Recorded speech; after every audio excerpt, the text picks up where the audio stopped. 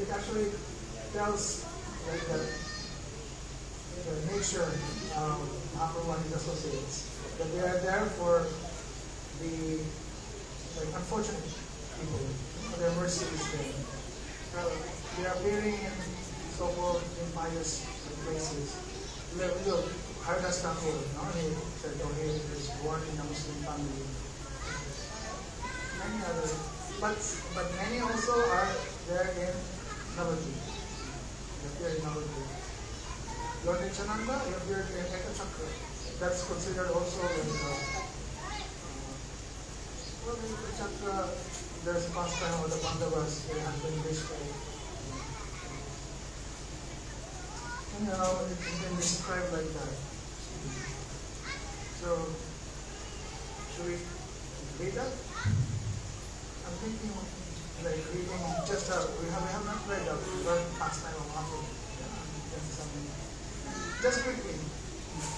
So is it Mahaprabhu? I'm just going to start somewhere. Because actually it describes like Murari Gupta, for example, and Srivas, they appeared in Srihat, you know, not in our, in many other places. Vedacharya appeared now in Bangladesh, that area. So he says the Lord and his devotees who are equal to him appear at impious places and in impious families in order to deliver everyone.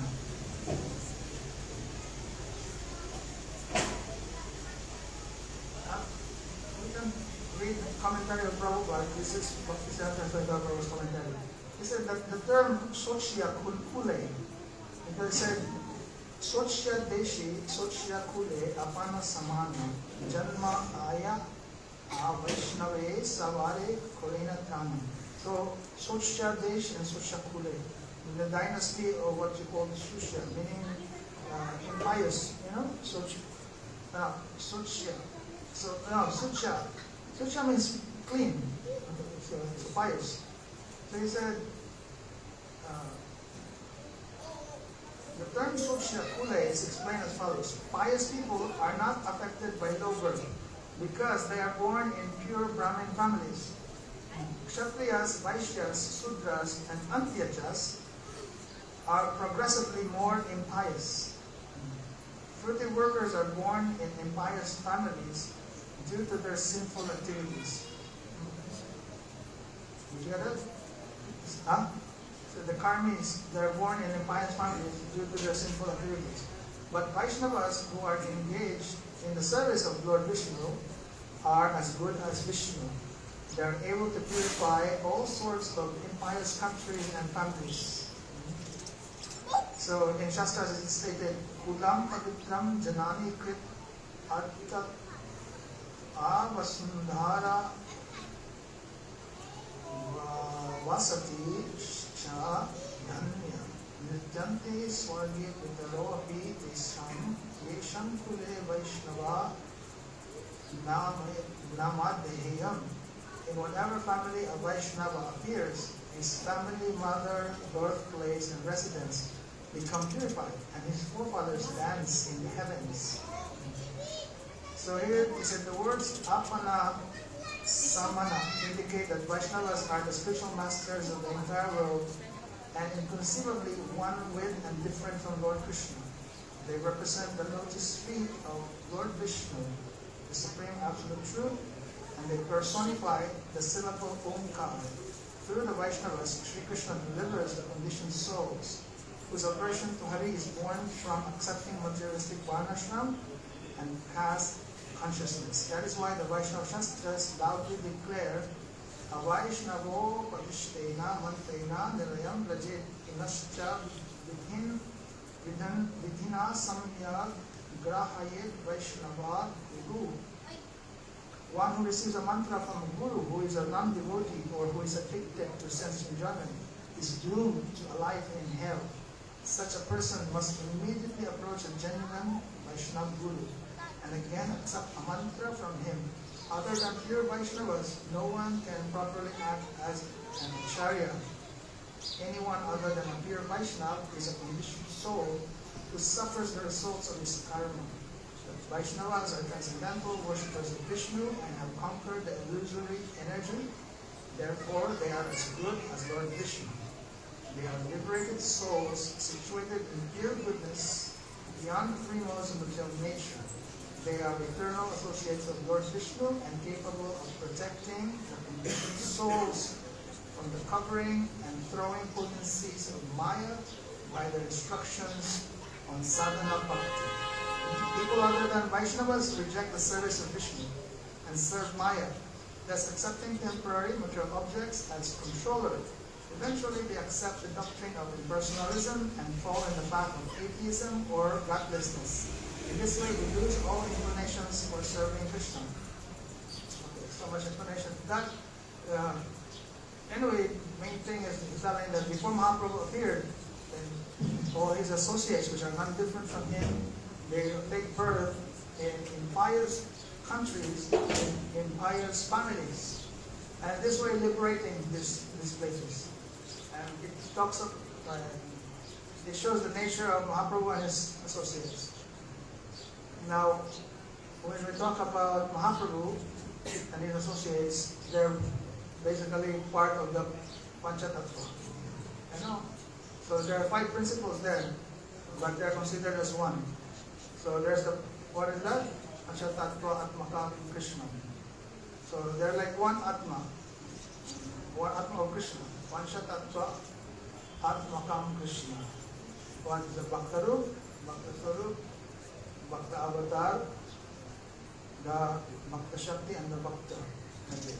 So if you're a devotee, you're actually the Bhakta headed by Srivas. They're part of that principle of Bhakta.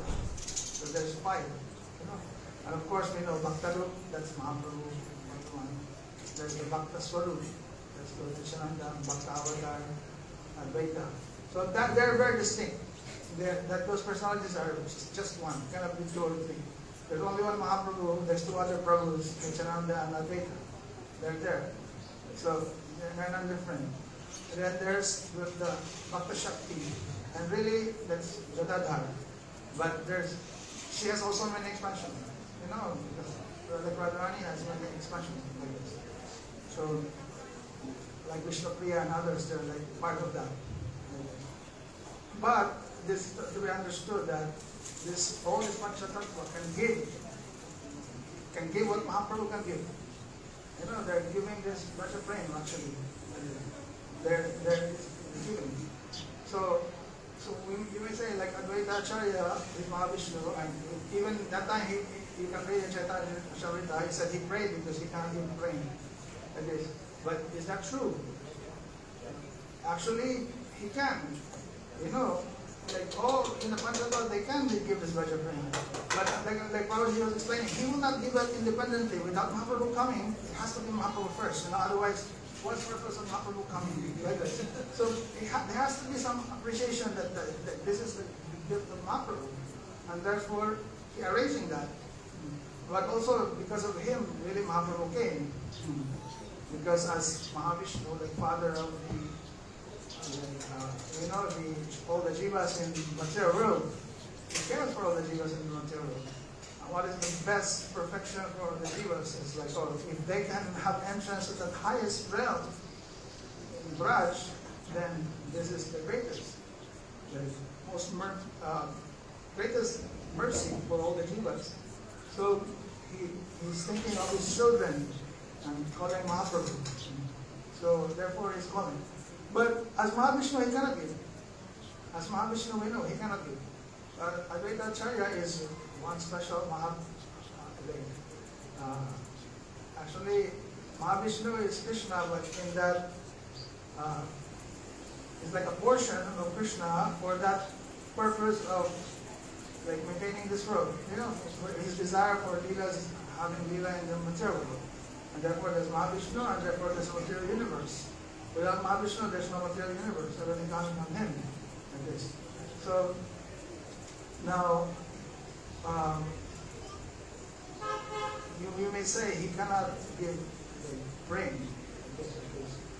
Even him, he cannot have darshan of Krishna when he likes. He has to steal the boy, the sons of this Brahmin, and having this lila in Dwarka. That he stealing these boys, darshan. But when he said Advaita Acharya, that means he's actually more than that. He is all time in the eternal world is with Mahaprabhu, who's always absorbed in Radha Krishna. So he can give this. We know that Gurdichananda in his pastime here very generously. He would just glance on people and they have praying like this. So same with Mahaprabhu's associates. They do. So here it says before Mahaprabhu appeared, all his associates, which are not different from him, just his manifestation of mercy, they appeared in many impious countries and impious families, and liberating all of them. So wherever Vaishnavas go, that place becomes a place of pilgrimage. And therefore, Chaitanya and his devotees appear in all different countries. Although the devotees appeared in various places, they all met together in Navadvip. So this is the whole Leela. Because ultimately, we have to show that there is a special place. That's Navadvip. And also showing to us that, we should want to be there. This is the place where Mahaprabhu and his devotees, very merciful place. So, like, if you read, and I always encourage people, especially this time, if you read Navadvip Mahatmya, then you will understand how glorious this place. Like yesterday, I was mentioning that before Mahaprabhu's appearance, you may know about Krishna, you may know about the glories of Radha and Krishna and the glories of Braj. And that's only possible if you have some association of some devotees. And if you've read scriptures, by scriptures, you may know the glories of Braj and Braja Prem and the glories of Vrindavan. But even desiring to have this Braja Prem, it's very difficult. You can be serving Krishna for many lifetimes and not have this prem. So it's like you can search for this prem and very difficult to get this. Even Brahma and Shiva, we know, they're always praying like this. So showing this is very difficult to attain. Because as long as you're committing offenses, if you know offenses, then without obstruction, you can have this prem. But they said, with Mahaprabhu Lila, the speciality is that this prem that everyone's searching for and very difficult to attain, this prem searches out for people who are chanting, Oh Chaitanya, Oh Nityananda, like this. You just chant the name. That's how merciful is the name of Mahaprabhu. If you're chanting that, no matter how offensive you are, but you're chanting this, then this prem is looking for you actually. And they're ready to, okay, they're giving, you're praying.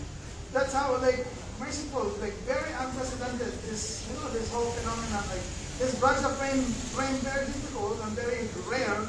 Now that prem itself is searching for anyone who's just chanting Chaitanya and Nityananda, like this.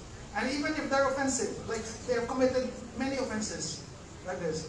And then easily they'll be free from that offense and they'll have this prem, like that. So wonderful. So this is what Bhaktivinoda Thakur was telling. And so where especially you can find, or how possible that you'll be chanting this Nityananda and Chaitanya, that's when you have association of those families of Mahaprabhu, association of Mahaprabhu. And especially if you have come into contact into this Dham, Navadvip Dham, because that's where they are. So ultimately at the end of the book also is telling that you don't think that just by going to that place then you're there. It's telling like this. That really what it means is you are really in Navadvip if you have association or have some relation with those people who have relation with Mahaprabhu. If you yourself have relation with Mahaprabhu and have relation with those who have relation with Mahaprabhu, in other words, some connection with that relationship, then you can be in that place. You can be welcome in Navadvip. And therefore, then everything is very easy. You can have darshan of Navadvip as it is. Otherwise, you may hear about, in Navadvip there's no consideration of offense, and your offenses are easily will go away. But if you have no relation with Mahaprabhu, and you're not in Navadvip, but you may be thinking you're in Navadvip and committing offenses, you're actually not free from offenses also. So there's some subtle things to understand. So he said, Vrindavan Thakur said, because the Lord would appear in Navadvip, the devotees all gathered together there. So this is before the appearance of Mahaprabhu. Somehow it's just arranged that all of them have come to Navadvip. No place in the three worlds like Navadvip where Lord Chaitanya appeared. Knowing that the Lord would appear, Providence arranged all prosperity and opulence in advance. Who can describe the opulence of Navadvip? 100,000 people would take bath at one bathing ghat. 100,000 people in one bathing ghat. So very, very opulent. By merciful glance of Saraswati, the goddess of learning, hundreds of thousands of children, youths, and old people were expert in the scriptures. So that's what happened in Navadvip. There's also blessings of Saraswati, and many people there, they're expert in scriptures. Now, the thing is, because of the Kali Yuga, many scholars are there, but their concern is not on bhakti. And this is part of the lila of bhakti. So when Advaita Acharya was there, like really, he was feeling so sad. They got all these Brahmins and they're doing all these activities, but they would not even chant names. If somehow they're chanting names, it's like only when some purificatory activities are there, and only for some ritual. So then he said, they were all proud of being great scholars. Even a young boy would challenge his teacher. So that's a reflection there. Many people came from various provinces to study in Navadvip because by studying there, one achieved a taste for education. So okay, so that's the thing in Navadvip, like blessed by Saraswati's glance. Everyone there's scholars, but very proud. And everyone knowing that place, that they're sending all their children also, everyone for learning there also. So then he said, therefore no one could count the innumerable students and millions of teachers gathered there. So there are so many people there then. It's only for that purpose, education. He said, innumerable students and millions of teachers. By the merciful glance of Rama, the goddess of fortune, everyone living happily there, but they wasted their time in mundane activities. Okay, so there's material opulence there, everyone happy, because Ramadevi Lakshmi is glancing over everyone there, but they're absorbed now in material activities. The whole universe was devoid of devotion to Krishna and Balaram, and future symptoms of the age of Kali became manifest in the beginning of the age. People's religion consisted of fruitive activities, and they would stay awake through the night chanting prayers to Mangala Chandi, Goddess Durga. Okay, so there are some religious activities, but it's mainly for fruitive results. No, they're all in the Karma Kanda. Many worshipping Durga. Some people proudly worship Vishahari, the goddess of snakes, and others spend great wealth on idol worship. People squandered money on the marriages of their sons and daughters. In this way, they wasted their human lives. And up to now, this is happening. This is not something surprising. Because more and more also now, even the so-called scholars, the Bhattacharyas, Chakravartis, and Mishras, did not know the real purport of the scriptures. Although many scholars said, they all, even students, they appear to be very learned, even challenging teachers. But really, all these so-called scholars, they don't really know the purport of the scriptures. And even after teaching the scriptures, the teachers still engaged in such activities. As a result, both the teachers and the students were punished by Yamaraj. They never explained the religious principle for the age. What is when you say religious principles of the age, this is shortened to what? Yuga Dharma, no? So, no one really explained the Yuga Dharma. Which is what? What is the Yuga Dharma for Kali Yuga? Yeah. Sankirtan, no. Chanting of the holy names of the Lord. They only found faults with others, they never glorified anyone. That's all they do. You know, and really, if you look at it, many scholars, and really, they try to learn. For what? And really, for like, they were very expert in finding faults. Whatever you say, they're finding faults in it, like that. And then, and they cannot glorify anyone else. They want themselves always to be glorified. So also, sometimes we have to be careful, because sometimes we also, now in the path of bhakti, these things, this tendency can be there also. You know, when you study all scriptures and like that. You listen to Harikatha like that, you're not looking at the mood of the speaker, devotion, whatever, it's there only for finding faults, like, just no. So, be careful. This, we remember we were reading Bhaktivinoda Thakur's, this Upadeshamrita. He's telling that, this prajalpa, you know, one type of prajalpa is, even you're talking about Siddhanta, but for the purpose of, you know, like showing, you know, just for the purpose of argument, like that. This is considered prajalpa. So, then all the so-called renunciates and ascetics never chanted the names of Hari. So what do you mean renunciates? Like sannyasis, you know, and like so-called sadhus, or like having so-called tapasya. None of them chanting the names of Hari. Only the most pious people would recite the names of Pundarikaksha and Govinda at the time of taking bath. So the pious people, they chant, but only that time when they're taking bath. Even when someone explained the Bhagavad Gita or Srimad Bhagavatam, they would not mention anything about devotional service to the Lord. Here it says, they explain Bhagavad Gita. Okay, Bhagavad Gita, maybe they may not talk about, like, you know, devotional service, but Srimad Bhagavatam also, you know, Bhagavad Gita or Srimad Bhagavatam, they would not mention anything about devotional service to the Lord, which in reality, this is the main teaching of the scriptures. So seeing the entire world illusioned by the Lord's external energy, in this way, all the devotees felt unlimited distress. So this is the distress of the devotees. So of course we know Advaita Acharya was like this. But it was not just him. It's that all the devotees of Mahaprabhu, this is their distress. What is that verse for learning? Bhakti Shri Krishna Chaitanyam Bhakta Nugahakataram.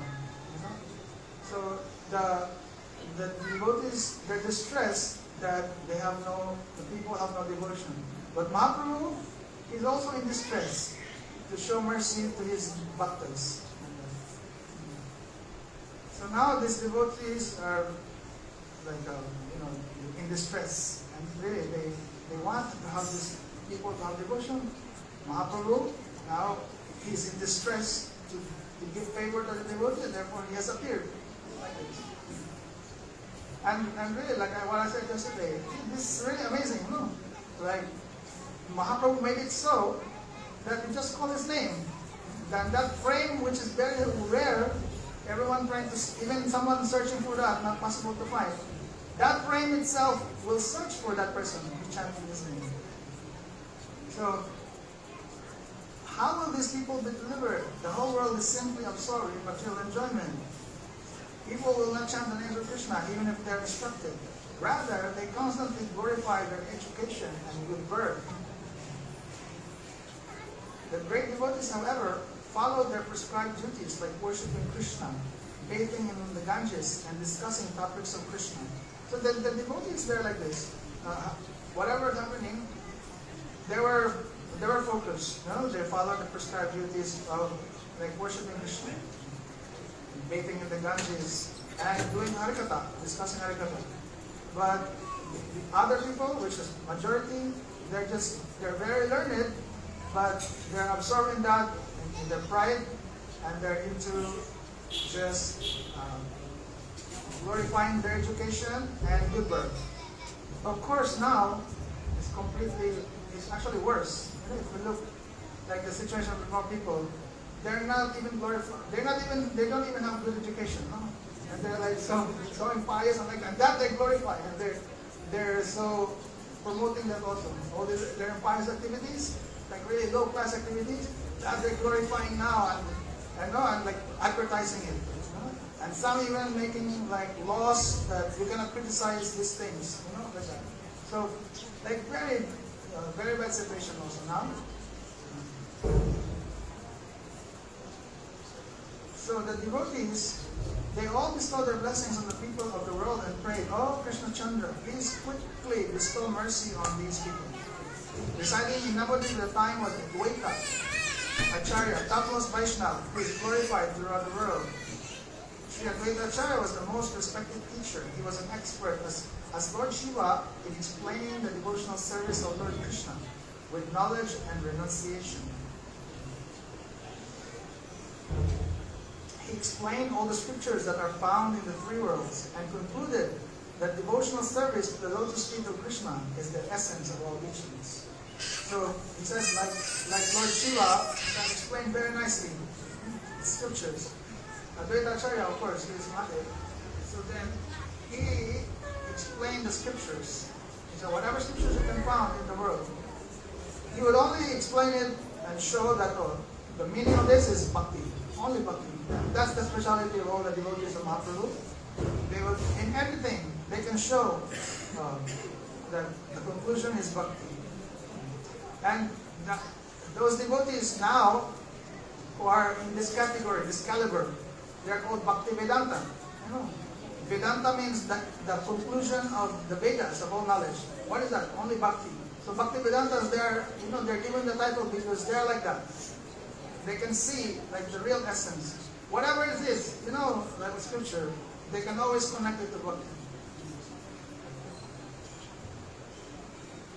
Sri Advaita Acharya would enthusiastically worship Krishna with tulsi manjaris and Ganges water. We know this. He loudly called for Krishna in great spiritual ecstasy. That sound vibration pierced the covering of the universe and was heard in the Vaikuntha planets. On hearing Advaita Prabhu's cries of love, Lord Krishna personally appeared, for he is controlled by the love of his devotees. Therefore, Advaita Acharya is the best of all Vaishnavas. There is no comparison to his devotional service in the entire universe. In this way, Advaita Acharya resided in Nadia in great distress due to people's lack of devotion. Everyone in the entire world was engaged in materialistic activities. No one was engaged in worshipping or serving Krishna. Some people worship Chanti or Durga with various ingredients, and some people worship yakshas with meat and wine. Now, we're not familiar with this, the people worshiping yakshas. You know what's yakshas? So we're looking at the I'm trying to read now this Prabhupada's commentary. He says the word yaksha puja is explained as follows.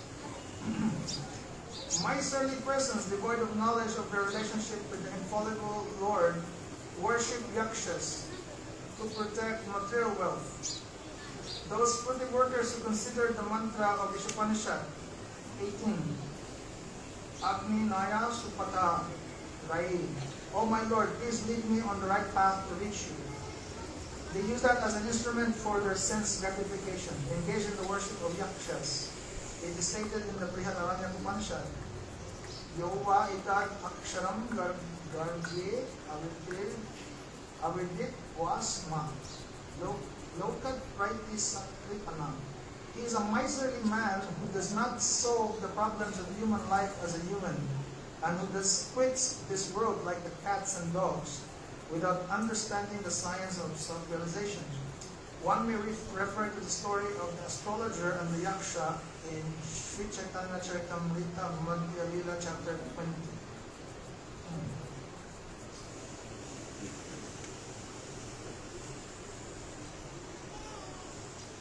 The word yaksha refers to an apadev, or semi-pious spirit, follower of Kuvera. There's many categories, like the celestial people. So there's the Darvas, what other categories? Kiraras, and Others, Yaksha is like one of them. There are semi-pious spirit, and they are the followers of Kubera. Kubera, he's the treasurer, no? So there's people. So that's why these people, they worship Yakshas, because the Yakshas are like assistants of Kubera. They have all this like material wealth. So people would constantly dance, sing, play musical instruments in great commotion. This is nothing surprising. You see this all the time. But they never heard the supremely auspicious names of Krishna. That's the problem. You can also dance, we can also dance like that, but always auspicious name of Krishna is there. The devotees headed by Advaita Acharya were distressed on seeing the people engage in so-called auspicious activities that were not related to Krishna. And we should understand, this is not only happening before. Also, the devotees now, the actual devotees, they also see like this. You know, they see this. They don't become happy seeing all this like material enjoyment of people. They actually thought, like, oh, how unfortunate. By nature, the heart of Advaita Acharya was full of compassion, so he mercifully contemplated how to deliver the living entities. If my Lord descends, then all these fallen souls will be delivered. My name, Advaita Singha, will be justified when I cause the descent of the beloved Lord of Vaikuntha. I will make the Lord of Vaikuntha appear in this world, and we will dance, chant, and thus deliver the fallen living entities. Now, don't think, because now we're using the word Vaikuntha, that, oh, Mahaprabhu is from Vaikuntha. Or, I mean, like, because the Vaikuntha is like a general term meaning that place, the spiritual world. Okay, so here he's just using this term in this way, Vaikuntha.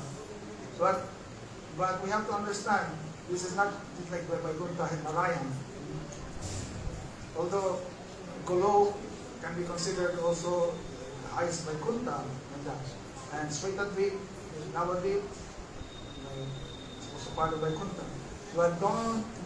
But especially for us who knows all these details, then we should understand that this Vaikuntha is not in here, is not referring to like, oh, the Vaikuntha, this abode of opulence like this, and Narayan referring to Narayan. So the Lord of Vaikuntha, I will make the Lord of Vaikuntha appear. And in reality also, Mahaprabhu is the original Lord. So he's the Lord of all Vaikunthas, of all the Narayans, he's the Lord like this. And said, I will make him appear, and we will dance, chant, and thus deliver the fallen living entities. All these people are also dancing alike, but none of them are chanting. So we will come, and we will dance and sing, but now everyone will be chanting names of Krishna. With this determination, Advaita Acharya constantly served the lotus feet of Krishna Chandra with fixed mind. Lord Chaitanya repeatedly confirmed that he incarnated due to the desire of Sri Advaita Prabhu. Srivas Pandit resided in Navadvip. Lord Chaitanya enjoyed many pastimes in his house. Yesterday Maharaj just read, the fourth chapter of Adi Lila, Chaitanya Charitamrita. And really this chapter is just, like, so much is there. Like that chapter, very thick. Like all Radha Tattva is there. Radha Tattva, anything, if you were to discuss about Radha Tattva, you can take from that all discussion on Radha Tattva. Discussion on the Swarup Shakti is like, Sandini, Sambit, Ladini, like this. It's all there. But of course, that whole chapter was about the purpose of Mahaprabhu's appearance. So, you remember? We hear this so many times, but it's good to really, understand. Because when we say Mahaprabhu has internal reason of his appearance and external reason, what does that mean really? What does it mean when you say internal, and what does it mean external? Internal and external. Internal meaning only for him, right? Only for him. And external meaning for others. And generally like for the world. So we know the external is what?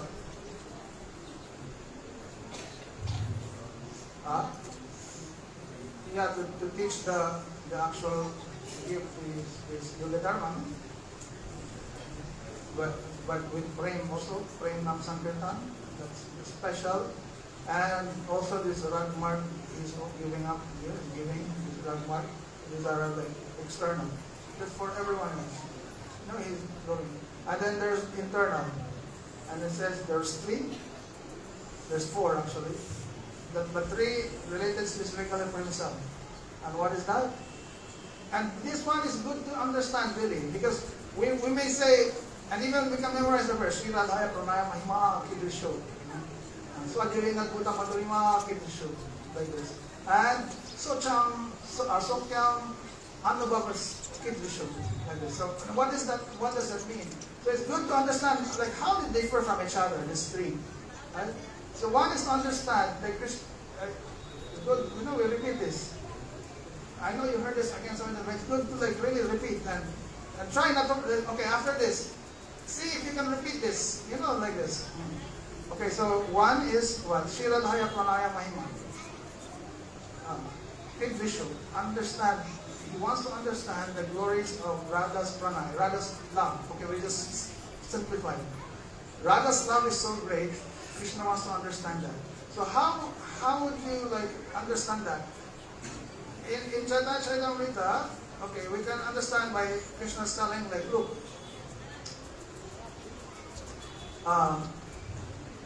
Radha love is so much when she sees me, she's completely like mad. And therefore Krishna's like, what kind of love is that? Like she's completely madly in love with me. Like I want to understand that. What is the limit of that love? Like this. Like how far it goes. So Krishna wants to understand that love. So that is Radharani's love. Krishna cannot find anywhere else more than that. And even himself, nothing compared, to that. Like this. He said when Radha sees Krishna, she became so beautiful.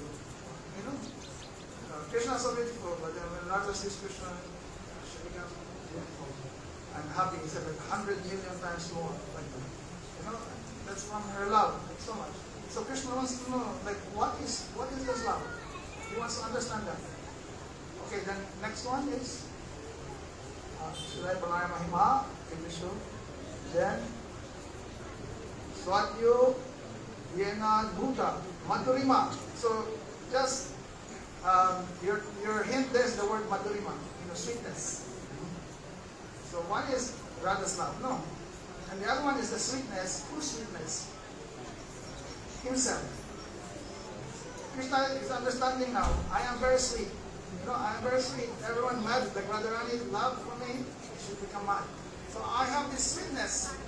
Only me. I'm very sweet. So he was thinking like, I want to understand my sweetness. What is this sweetness like that? I want to taste that also. Like that. Because like this, like Radha tasting this Krishna's sweetness, she becomes so like beautiful more, like this. So that's one. That's the second one, his sweetness. And the third one, Sokya means happiness. So the happiness Radharani experienced when tasting Krishna's sweetness, he wants to taste also. So why him? He wants to understand his own sweetness and that Radharani tasting. And when Radharani tasting that sweetness, she becomes so happy. So he also wants to taste that happiness. So these 3 things. So they're kind of related to each other, but very nicely analyzed by Krishna's Kaviraj. So he made that verse. So that one. So these are the 3 internal. 4th is the desire of Advaita. Because he is Krishna himself. And that is God. He has the desire that Mahaprabhu will come. But that's also internal. Although it's kind of related to the external also. Because why he wants to come. But that desire is internal. That's his desire. That's God's desire. And that is connected to his position that he's the father of in this place. So then Mahaprabhu comes. So, okay, now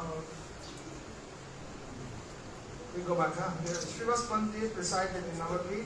Lord Chaitanya enjoyed many pastimes in his house. Srivas Pandit and his 3 brothers continually chanted the names of Krishna. They would take 3 baths daily in the Ganga and then worship Lord Krishna. Many other devotees lived incognito in Nadia with the will of the Lord. Sri Chandrasekhar, Jagadish, Gopinath, Shivan Pandit, Murari Gupta, Garuda Pandit, Gangadas, all take birth before the Lord. So we're reading this. The Damodar Thakur is just giving us context. Before Mahaprabhu appeared, and all the devotees from all different places actually, especially from impious places and impious families, now they've come to Navadvip in the state. Then Mahaprabhu appeared. Srivas, especially Srivas in his house, that is like their headquarters. And that situation in Navadvip, that is giving us a glimpse of the eternal Navadvip. The eternal Navadvip, that Pastor Mahaprabhu in Navadvip, that is going on there. There in Navadvip, then they have Sankirtan, and they have the Sankirtan in Srivas Angan. But it's not just in Srivas Angan they have Sankirtan, because they have other places. So there's places with Gaur Gadadhar in Little Greek, like this. If I listed the names of the devotees, this book would increase in size. So I will mention those names that I know at the appropriate time. All these devotees were engaged in their prescribed duties. They were all magnanimous and they knew nothing other than bhakti, devotional service to the Lord.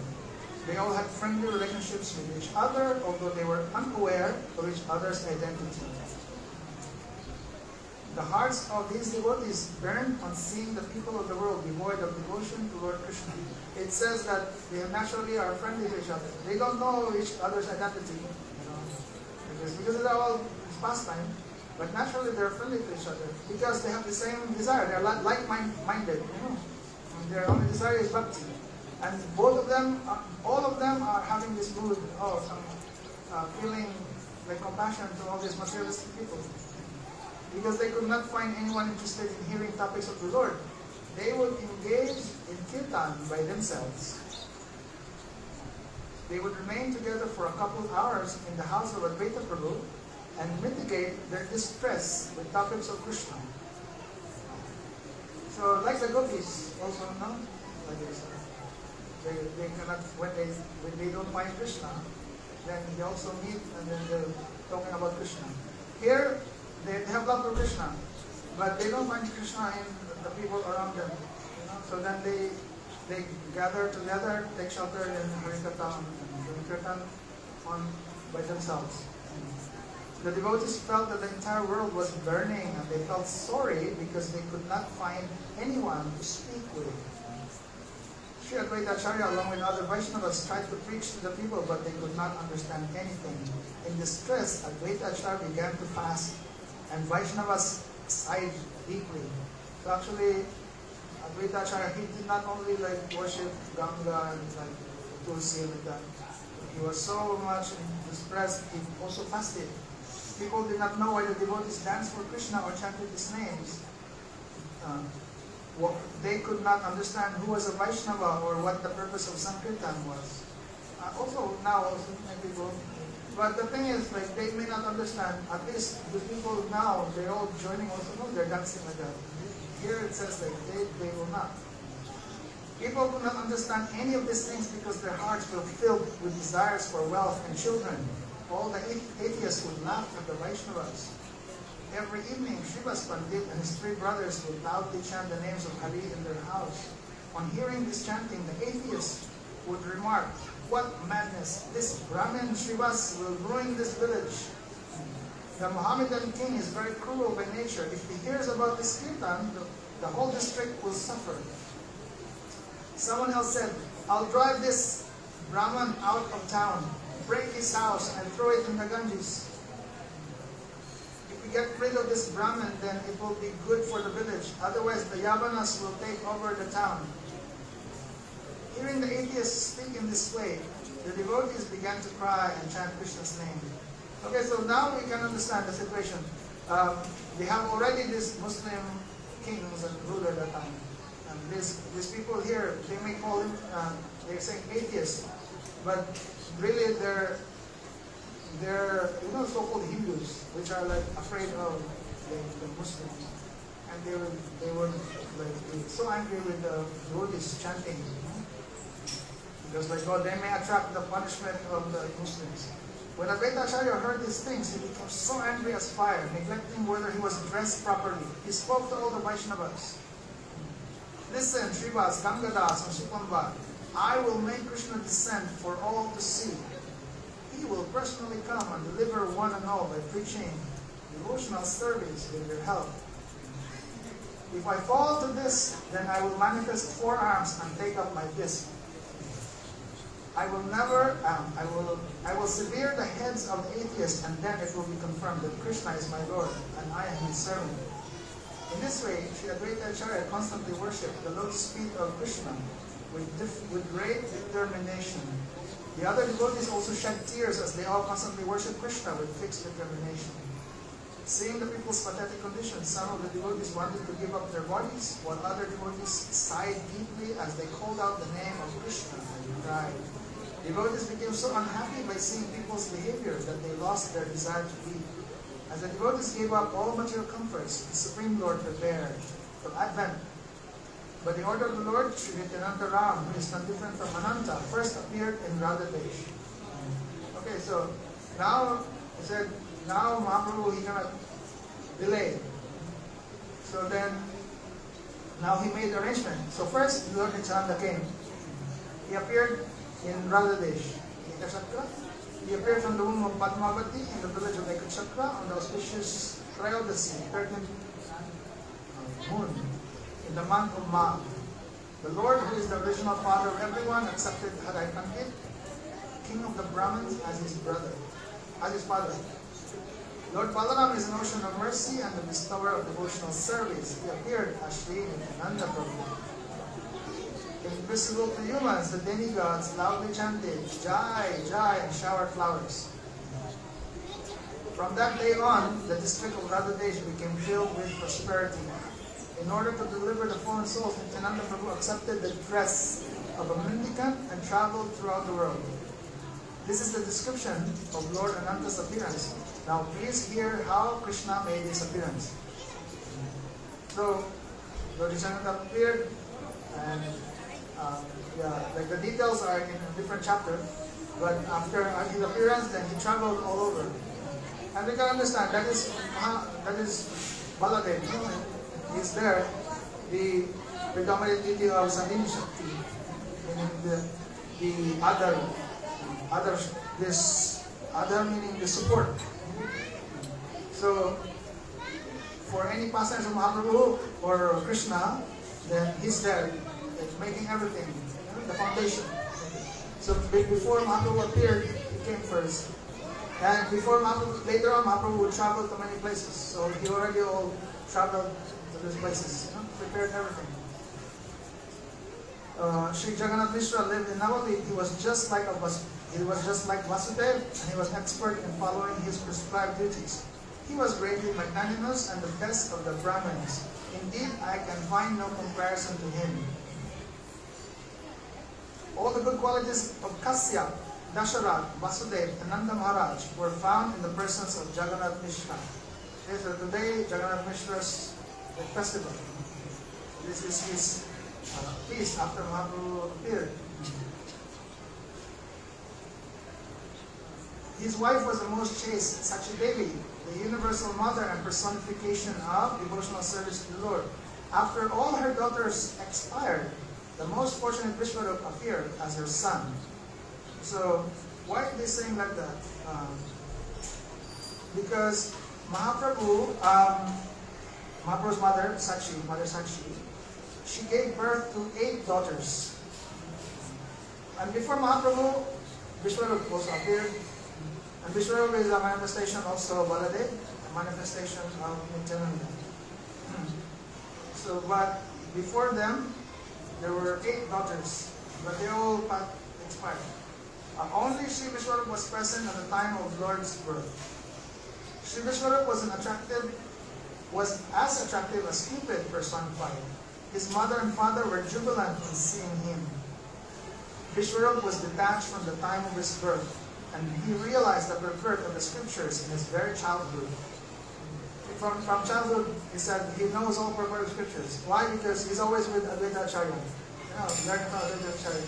when we hear during Mahaprabhu's childhood as Nimai, he was a very great scholar, no? And he would like to debate with anyone, and no one can defeat him. Actually, Vishwarup was like that. He was also a very intelligent boy.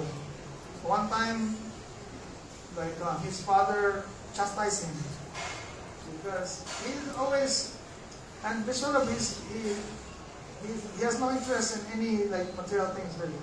From childhood, he's really very seriously working. So one time, Jagannath Mishra brought this Vishwarup, to meet his friends. There were some Brahmins there in Navadvip.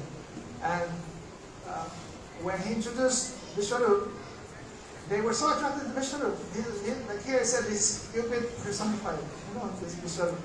They're so attracted to Vishwarup, and they're asking him many questions. Like, oh, what are you learning now? Like this, as what has been, we've read.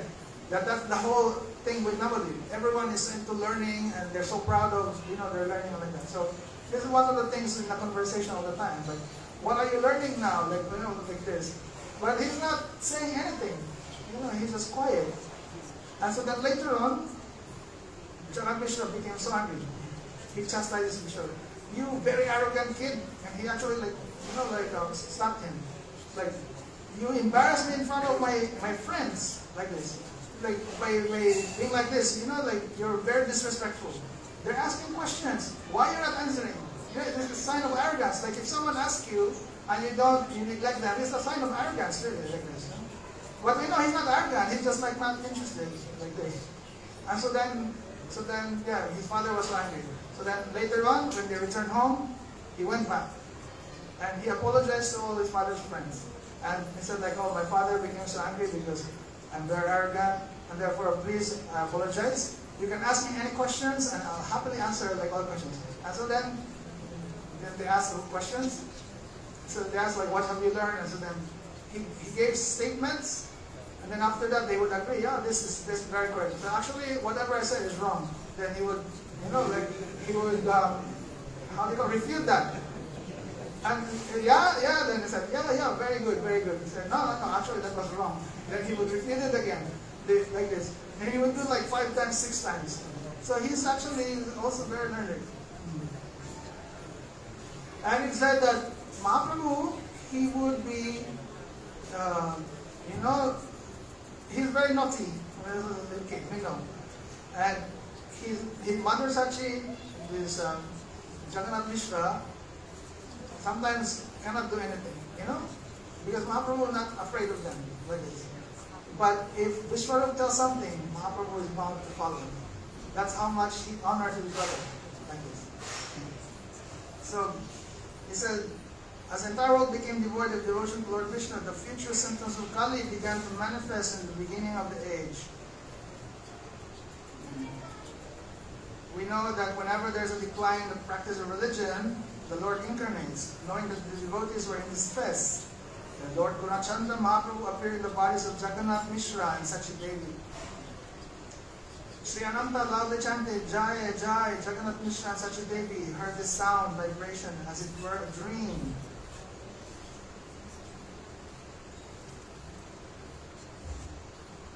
Now, who is this? He said, Sri Ananta loudly chanted, Jai, Jai. And Jagannath Mishra and Sachi Devi, they heard this sound as if it were a dream. Who's the Ananta Devi? Ananta Shesh, no. Both husband and wife manifested brilliant spiritual effulgence which common people could not perceive. Knowing that the Supreme Lord would appear, personalities like Lord Brahma and Lord Shiva came to offer prayers. All these topics are unknown through the Vedas. Of this there is no doubt. Now please hear with devotion the prayers offered by the demigods headed by Brahma. By hearing these prayers, one's mind become attached to Krishna. Okay, are we attached to Krishna? If not, then we should hear this, because it says by hearing these prayers, one's mind will be attached to Krishna. So, it said, all glories to Sriman Mahaprabhu, the Father of all living entities. All glories to the Supreme Lord who was incarnated to inaugurate the Sankirtan movement. This is Lord Brahma praying to Mahaprabhu. It said, all glories to the protector of Vedic principles, saintly persons and brahmanas. All glories to the personification of time, which destroys the non-devotees. All glories to the Supreme Lord who possesses a pure spiritual body. All glories to the fully independent Supreme Personality of Godhead. You are the shelter of innumerable universes, yet you have entered the womb of Mother Sakshi. Who can understand your supreme will? Creation, maintenance, and annihilation are simply part of your pastimes. For one who destroys the entire creation simply by his desire, can he not kill Ravan or Kamsa simply by giving an order? Still, he appeared in the house of Dasharat and Vasudev in order to kill them. Did you understand what he's saying? He said, you know, the Supreme Lord, he's praying, of course, to Mahaprabhu, you're supreme. He said, by your will, the whole universe can be destroyed. You know, so little demons who are part of this world, easily they can be destroyed. Therefore, by his special order, they can all be destroyed. But this is a special pastime. That he made this lila that he personally would appear in the house of Dasharat and Vasudev just to kill certain demons, like Ravan. Therefore, my Lord, who can understand the cause of your appearance other than yourself? By your order, each one of your servants can deliver innumerable universes. Still, you incarnate yourself to teach religious principles to all, and thus make the earth glorious. O my Lord, in Satyayug, you have appeared with a white complexion to preach the principles of austerity by your personal example.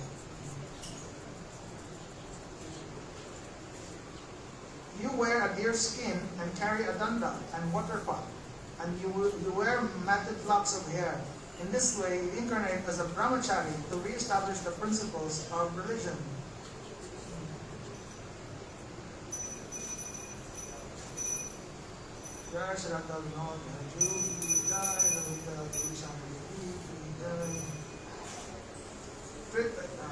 He said, you appear in Tretayug with a beautiful and red complexion.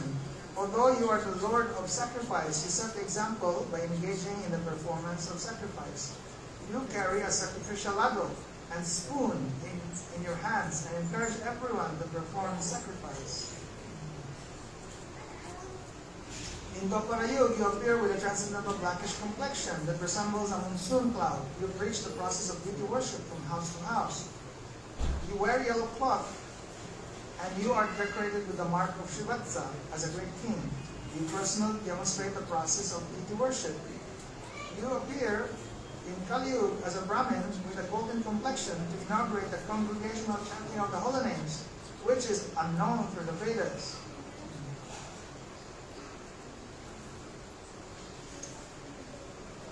Therefore, you are the source of innumerable incarnations who has the ability to enumerate all of them.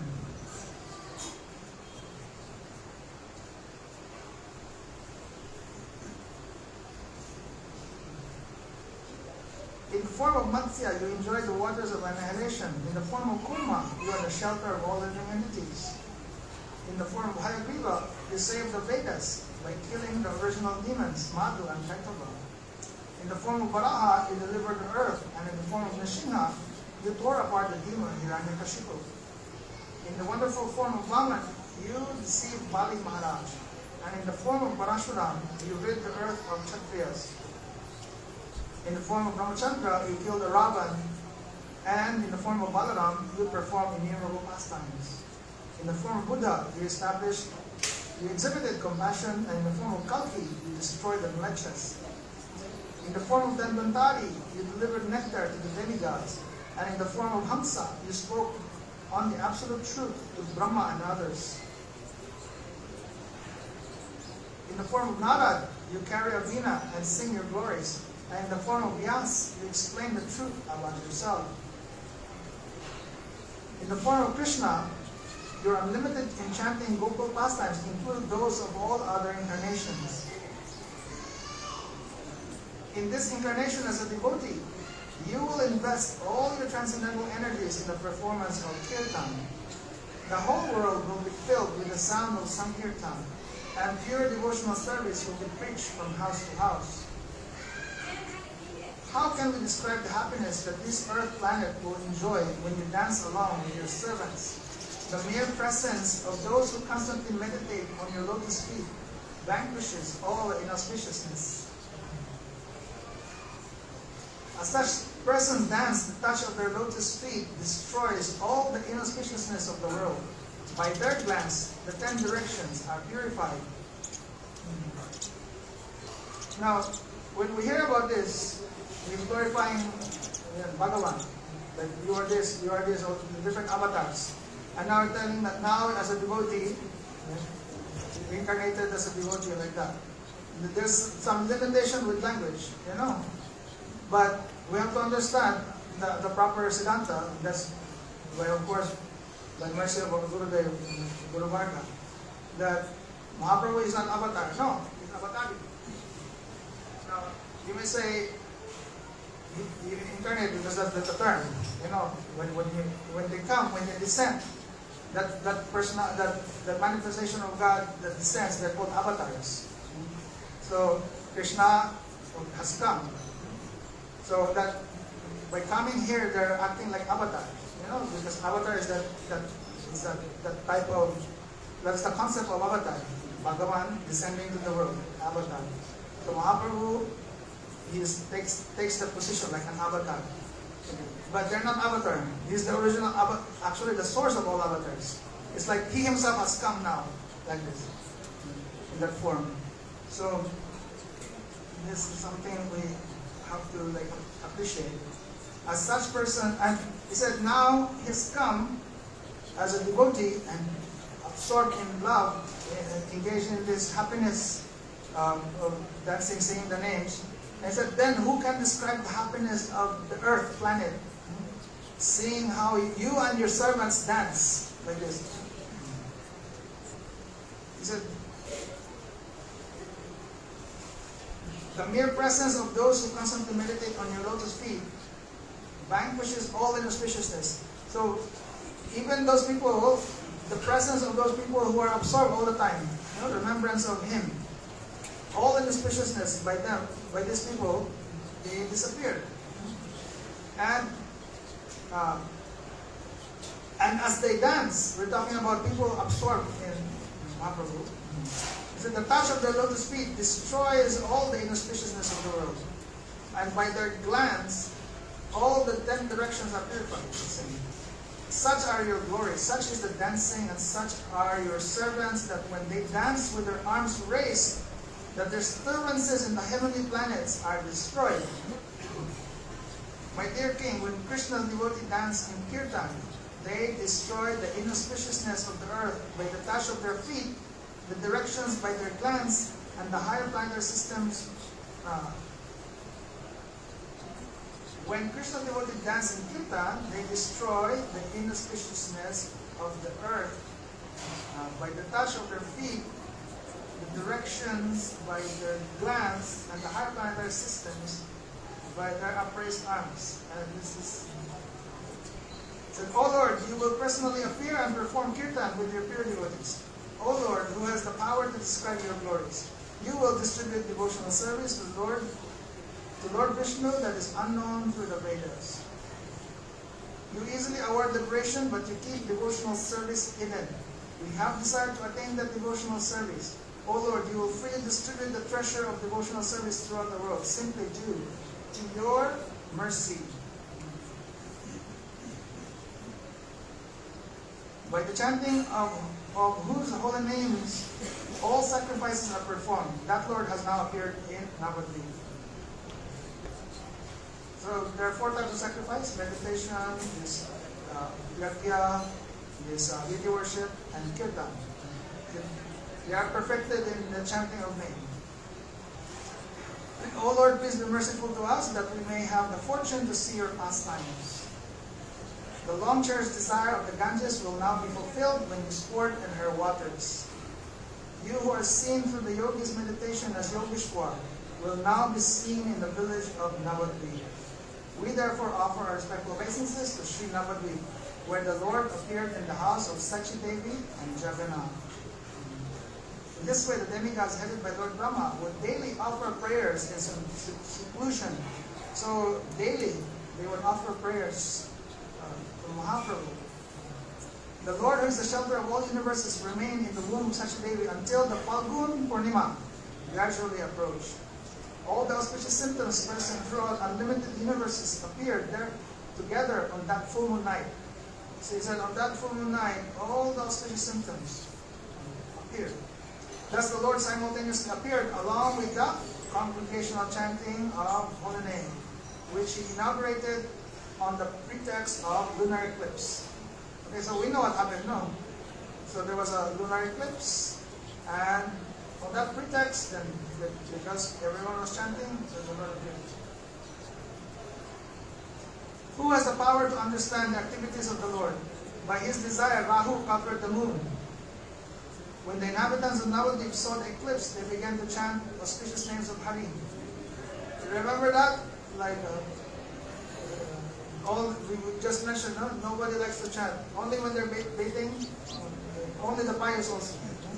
And so many learned so-called people, but they never chant. It means they just like glorifying their education.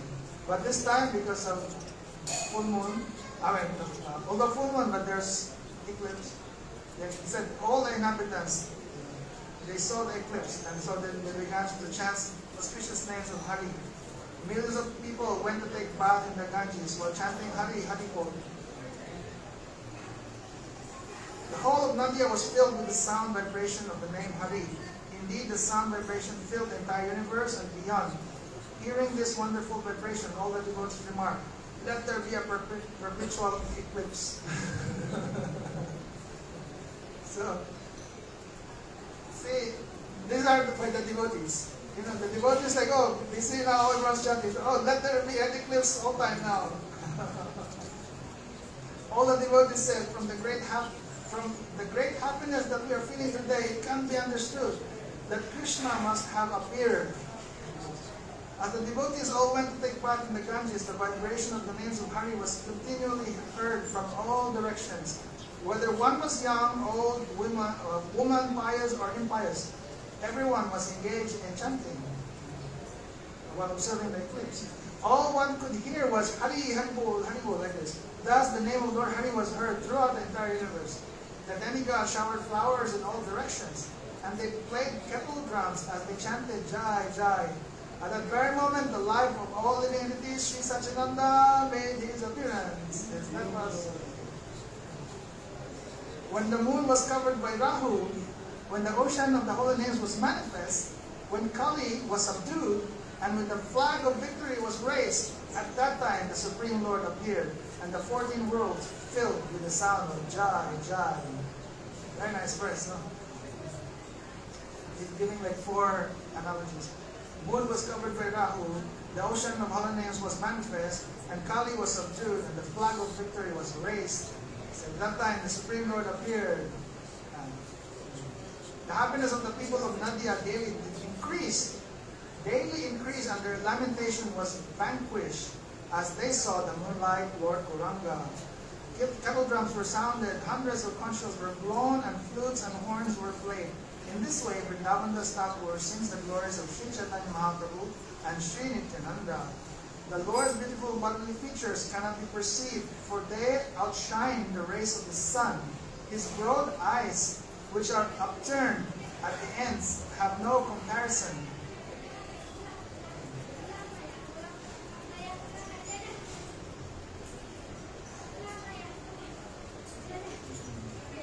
Due to the appearance of Sri Gauranga in this world, the sound vibration of Hari's name spread throughout the universe up to Brahmalok.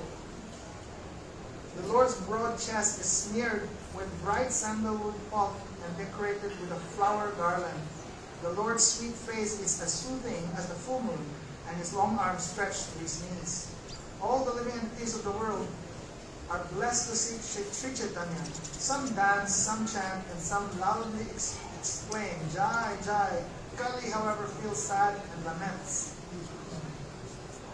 Sri Chaitanya is the crown on the head of the 4 Vedas, but sinful and foolish people cannot understand this. Sri Vrindavan Das Thakur sings the glories of Sri Chaitanya Chandra and Nityananda Prabhu. As Sri Gaurachandra appeared, the 10 directions become filled with bliss. The Lord's beauty defeats the millions of cupids. He laughs upon hearing His holy name chanting. The Lord's face and eyes are most sweet, and His body is decorated with the signs of a king. His lotus feet are marked with a flag and a thunderbolt. All His limbs attract the minds of all people. By His advent, all danger is vanquished and all prosperity is manifest. Accepting Sri Chaitanya and Nityananda Prabhu as my life and soul, I thus sang the glories of their lotus feet. Hearing that Lord Chaitanya has incarnated, all the demigods become overjoyed. They are overwhelmed with ecstasy on seeing the Lord's face which destroys misery. Ananta, Brahma, Shiva, and other demigods accept the form of human beings and chant Hari Hari on the pretext of the eclipse. No one, however, can recognize them. The people of Nadia run in the 10 directions while loudly chanting Hari Hari. The demigods and human beings mix together, and the whole melody is filled with ecstasy. All the demigods came to the courtyard of Sachidevi and offered their obeisances. Due to the darkness of the eclipse, no one can recognize them. Such are the mysterious pastimes of Sri Chaitanya. Some demigods offer prayers, someone holds an umbrella, another waves a chamar, some happily showered flowers, others dance, and some play musical instruments. Lord Gaurahari descended along with his devotees, but the atheists did not understand a thing.